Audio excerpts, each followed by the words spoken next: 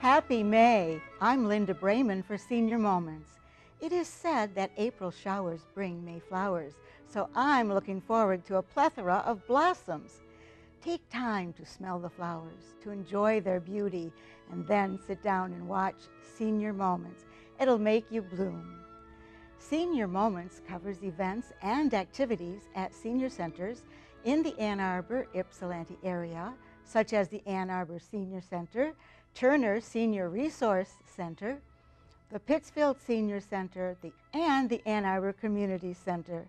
The show also provides valuable information for senior citizens on such issues as health, wealth, finance, and entertainment. The program premieres on the last Sunday of the month with reruns on Mondays, Wednesdays, and Fridays at 11 and 5 p.m., Saturdays at 9 a.m., and Sundays at 5 p.m. throughout that following month on CTN Channel 19. Now, just sit back and enjoy Senior Moments.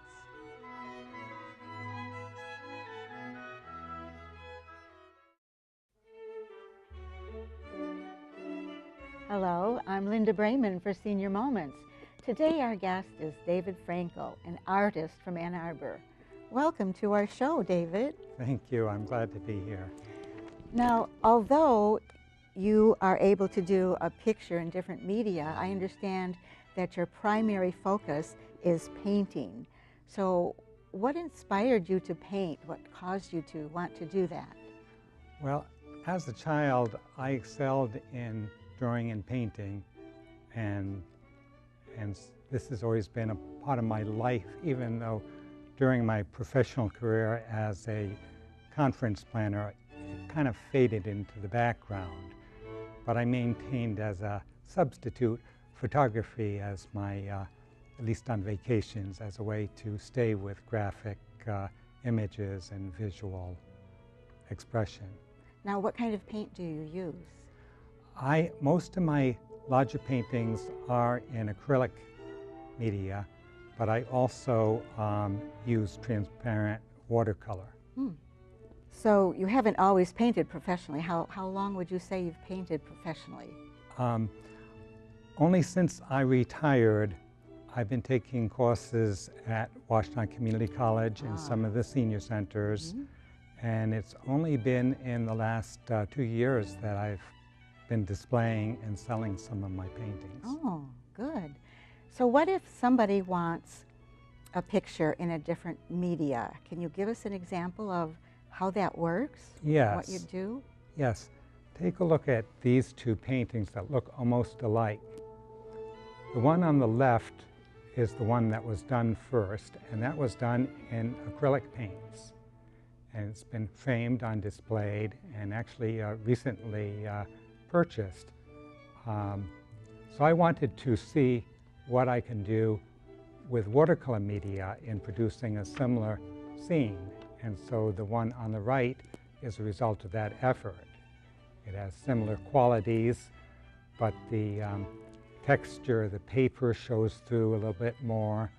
The background, it's sort of things are blended together more smoothly. That's one of the advantages of the watercolor media is colors and patterns flow together much more easily than they do with the acrylics. Oh. Now your mountain scenes are spectacular and almost majestic. You have brought some of those here to show us. So I think we're going to have them up on the screen. Let's take a look at them while you tell us about them. Yeah, this one is actually from Alaska. My wife and I traveled to Alaska for the first time in September 2018, and I took a photograph from the hiking trail that showed a little bit of the cabin, and the mountains in the background are across a bay. You see what's a glacier between the mountains with peaks of smaller mountains poking through. And it's a very impressive scene. This is kind of rugged mountains. You see it many places in the Rockies.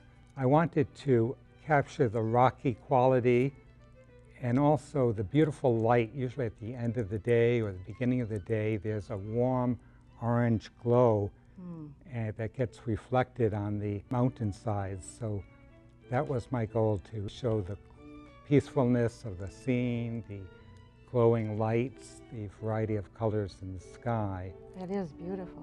This is another Western landscape-inspired scene, and this one we have water elements, we have trees, and we have greener mountains. That means mountains that still have trees growing on it versus the huge mountains that go way above the tree level.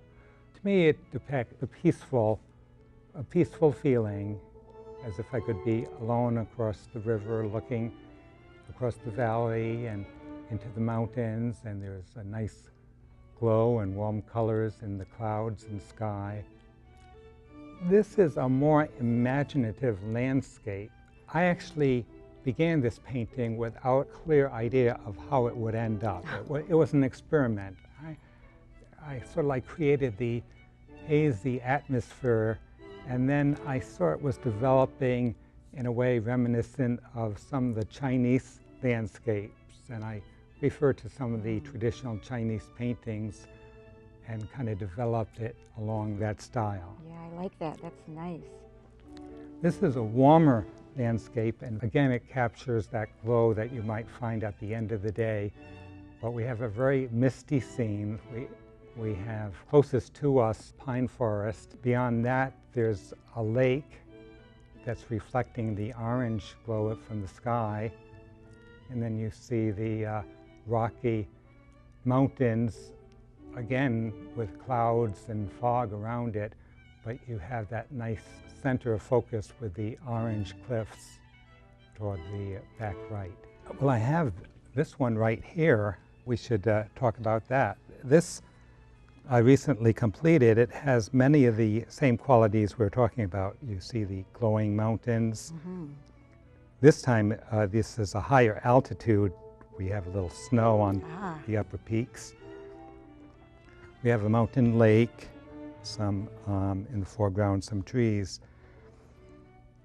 It's inspired by a place I've actually been, Glacier National Park in Montana, close to the Canadian border.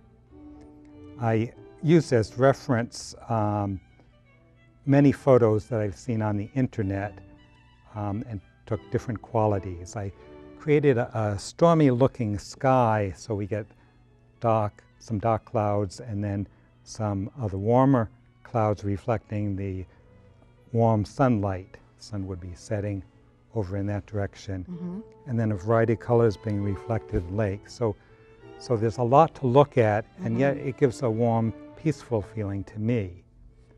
I like the sky because it's not just blue and white and gray the way I would do it. You have some purple in there and some yellow, and it looks like a stormy sky.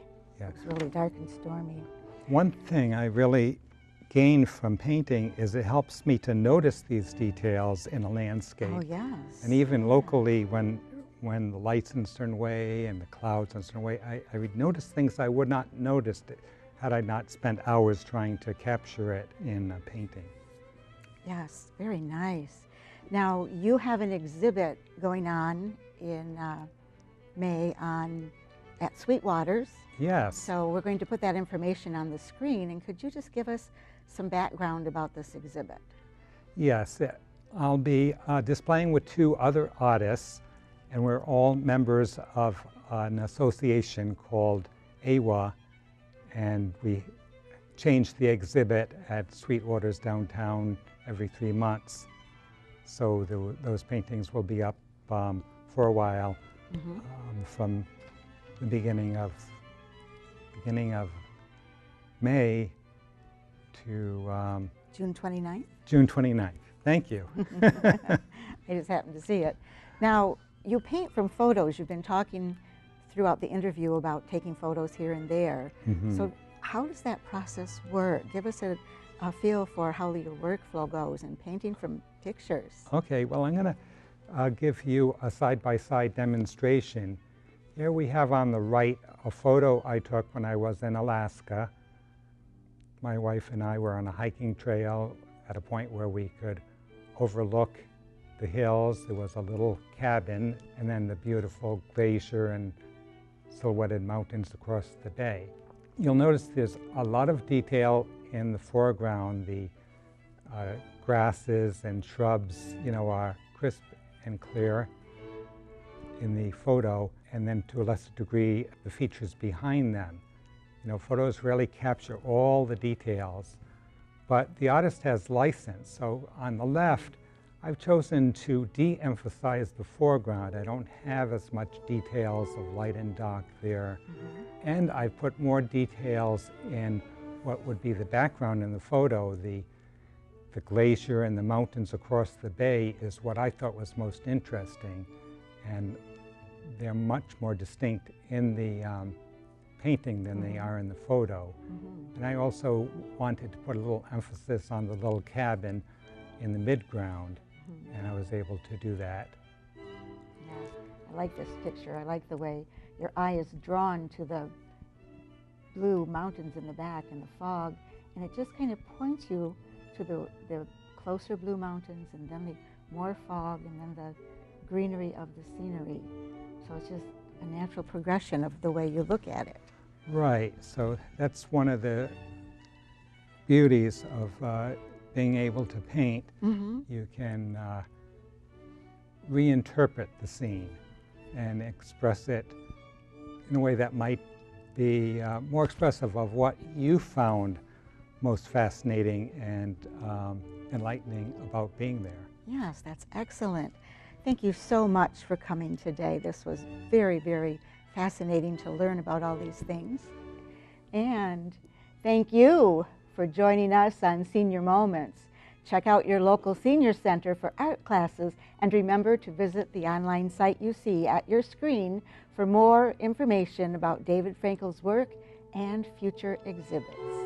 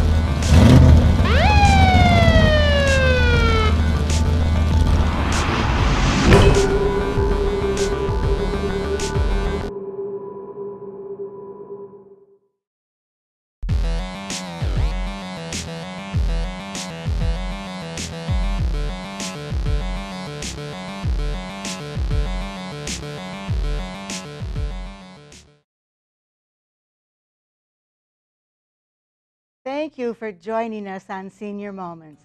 I'm Linda Brayman, wishing you a happy May and joyous spring.